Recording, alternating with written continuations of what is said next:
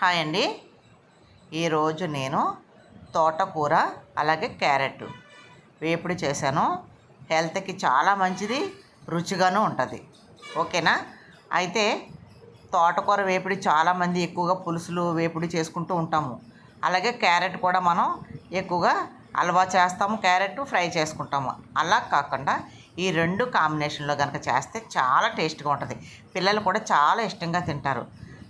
ఇది వేగిన తర్వాత కొద్దిగా పల్లీలు వేపేసి పైన వేసి పెడితే పిల్లలు ఇష్టంగా తింటారు.